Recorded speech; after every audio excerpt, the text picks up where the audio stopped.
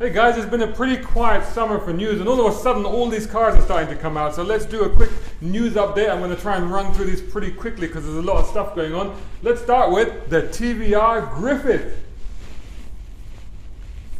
Okay, the thing about this car, it's a brand new car, completely new, designed by legendary designer Gordon Murray. Yes, he who used to design F1 cars and also designed the McLaren F1 road car, which, you know, incidentally, he took the Honda NSX as his inspiration for that car. He even wanted a Honda engine in there, apparently.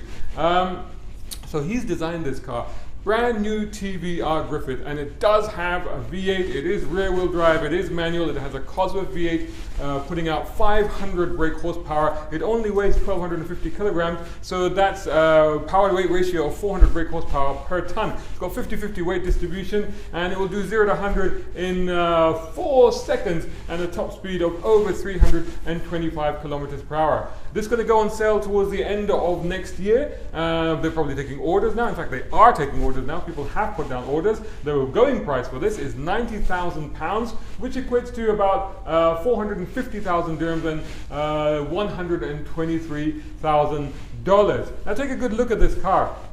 I have to say, personally, I really want to love this car because I love the TVR brand, and the Cerberus and Griffith, the old Griffith, and cars like that were amongst my favorite cars, especially the Cerberus.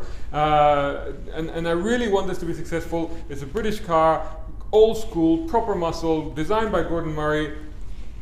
I want to love it, and yet I look at these images and I'm struggling a bit. Do let us know what you think about it. Moving swiftly on, take a look at this big bad boy. This is the BMW Concept X7 i Performance. Why the i? Why do we have to put a little i in front of everything? And hang on, what are they doing that with the electric car? So the i8, is this electric car? Anyway, we don't have a lot of details about this, but this basically heralds BMW's full-size, large-size, luxury, upmarket Range Rover arrival in the SUV market, which will debut in production from probably sometime next year. Let us know what you think of this thing. It's not entirely relevant to our region, but Tesla Smezla, this car is actually the world's best-selling mass-produced all-electric vehicle. They have sold 283,000 of these cars and 112,000 of those in the US alone. Now this here is a new second generation version. It's got shades of Civic hatchback, if you ask me. It looks a bit like, reminds me of that car a little bit. It's got a longer range, better, of course, as everything has been updated, and it's got some autopilot systems as well, you know, so it can drive itself on motorways and stuff like that. Again, not coming here for the foreseeable future, but you never know, because we are moving towards these sort of cars. Let us know, would you have one of these?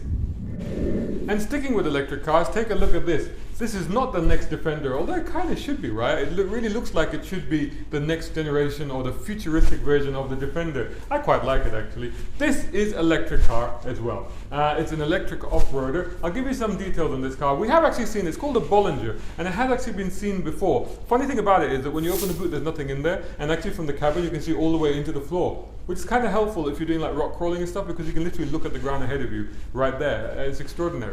A few details about this. So what they've done now is they've given it 2 extra doors. So now it's a 4-door version, and it shows off a new orange color.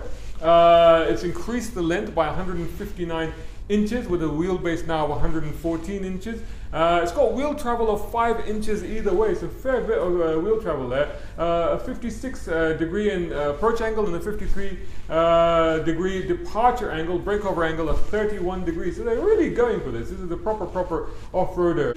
And we'll find out in the future if this is coming to our region. The only thing though, would you take an all-electric car into the desert? I mean, you really don't want to run out of juice there, right? And there's not many power sockets in the sand.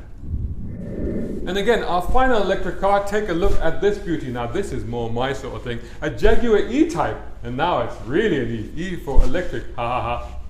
Never mind. It's actually called the Jaguar E-Type Zero, and what they've done is they've taken a 1968 Series 1.5, they fully restored it and they converted it to electric, and it actually has now a 220 kilowatt motor in there. It's a powertrain. What they've done is where the engine used to be, they've taken the battery pack, which is the same size and sort of the same weight as that, put it there, and then they put the motor where the gearbox used to be, so just behind the battery pack. It actually makes the whole car 46 kilograms lighter, believe it or not, and the 0 to 100 time actually improves. So it's now about 5.5 seconds rather than 7.5 seconds of the original 6-cylinder car, which this is based on. It's got a range of 270 kilometers. Now again, you don't drive classic cars that much, so I think a way of preserving and continuing to drive classic cars in the future may be a way of, maybe to electrify them. This is something that probably is going to be explored a bit more. We do know that there are companies that actually do take your classic car and electrify them at the moment, but of course, you know, the ranges are limited because these old cars are a bit heavy. Anyway, nice to see it. And talking of cool old stuff in action, the Goodwood Revival is currently on at the moment. It's probably finished by the time you watch this, but all the footage and everything is on the YouTube channel and on their Facebook page, and I'll put the links down somewhere so you can go and check them out. I've also shared them across onto our Facebook page, facebook.com/Motoring Middle East, because it's just so cool watching these old cars dicing it on the track. And these guys, they're not holding back, they're not cruising around because these are slow cars. Proof of point is the fact that somebody actually crashed this Ferrari 250 GTO race car. This thing is worth £25 million. Imagine that slow walk back to the pits. Yeah, about your car. I've kind of wrecked it. Sorry, is it insured? I don't know. I'll tell you what though, it's amazing to see these cars going around. Apparently this car has been damaged a few times, so it has been repaired, and I'm sure it will be repaired again. But you know, wonderful, wonderful sight. If you like to see proper racing, go and check these videos out. Lamborghini Aventador S Roadster. Give you a few quick details on this car. Of course, it's got the V12, 740 horsepower, 0 to 100 in 3 seconds. Top speed is 349 kilometers per hour. Prices, as they've given the European price, which is 313,666 euros, and US price is $460,247.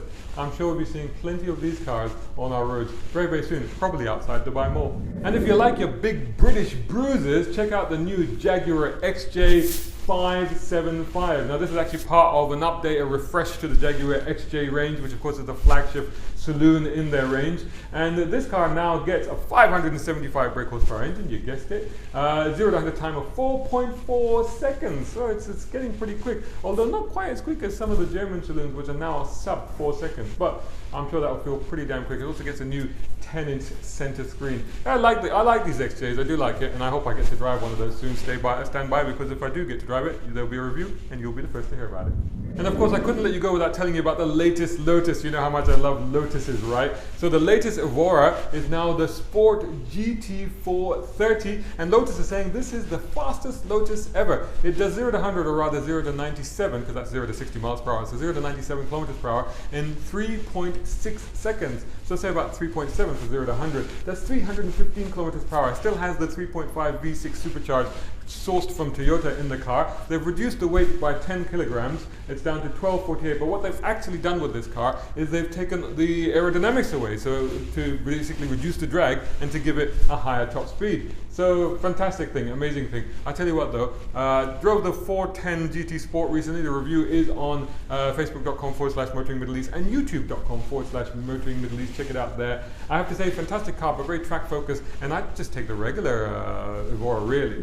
Here's a fantastic idea from Ford. How many times we guys have been out shooting cars and been standing out in the summer heat, you know, and the car is switched on and it just runs because, you know, we have to jump in and out of it, we have to move them around, so the cars just run, and a small puddle of water formed underneath the car. Meanwhile, we've forgotten to bring bottled water, of course, as usual. How many times have we done that? And I'm looking at that thing, oh, I wonder if I can lick it off the floor. I know that's disgusting, isn't it? And plus it's too hot anyway.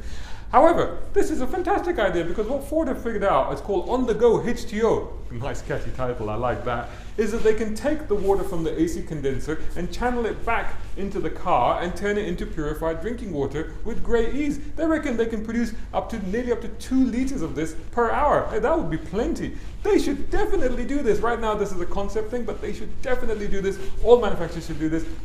I can't wait for this. This is brilliant. Thanks so much. I hope to bring you some more news soon. Stay tuned. Follow us on Facebook, Instagram, Twitter, and of course on YouTube. Just search for Motoring Middle East, and you can also check me out as well. It'll be great to see you. Just look for Shazad Sheikh on Instagram, etc., etc., etc. Till the next time.